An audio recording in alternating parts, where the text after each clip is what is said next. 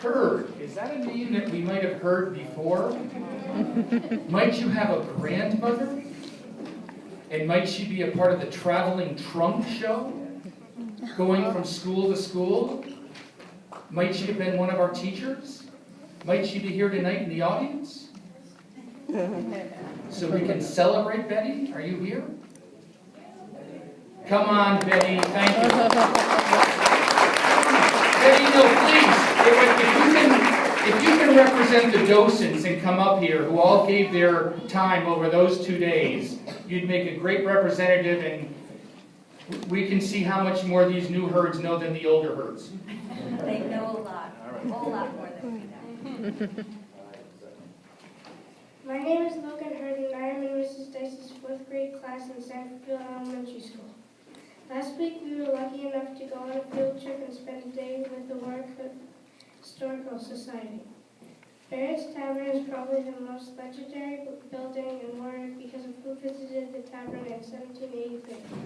There are records that General George Washington ate and drank at the tavern on his way to his headquarters in Newburgh.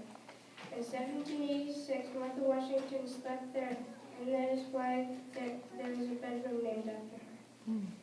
Barrett's Tavern was built in 1776 by a man named Francis Barrett, who was a bookmaker from New York City. He purchased 200 acres of land on Kings Highway and had the vision to build an inn and tavern right on the major intersection of Kings Highway that ran from Newburgh to Philadelphia.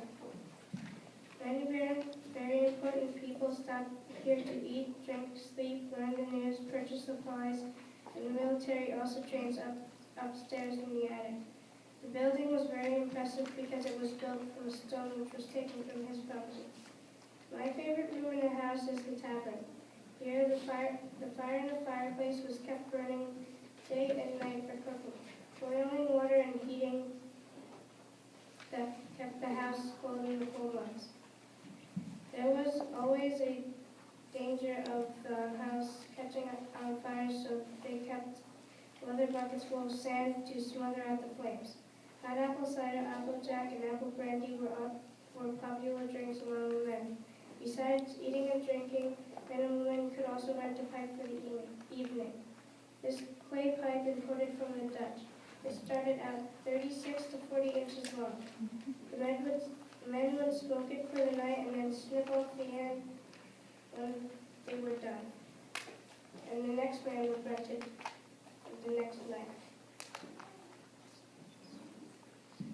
This is called a spill or a fire starter used to start fires like candles and pipes. Matches were not invented until the mid-1800s. Another popular item at the tavern was this.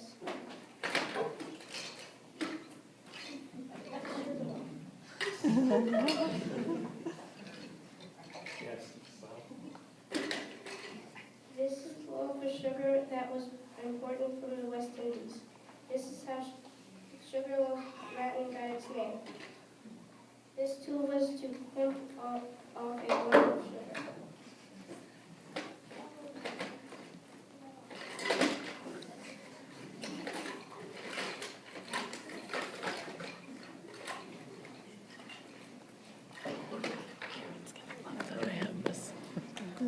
Besides cooking, the women spent hours and hours making candles because remember there was no electricity back then.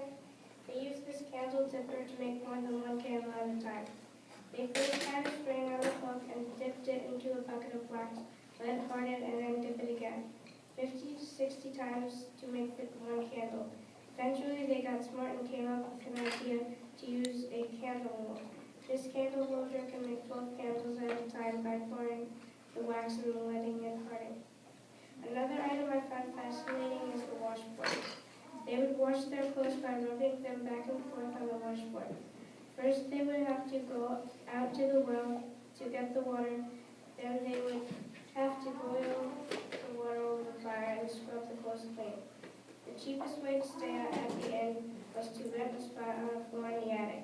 If you were lucky, you might get to stay on a mattress filled with straw and corn cobs. It was a real luxury to sleep on a bed. The beds were made rope that crisscrossed, and they would use this tool to tighten the bedding each night. This is where they got the saying, good night, sleep tight, don't let the bed bugs bite.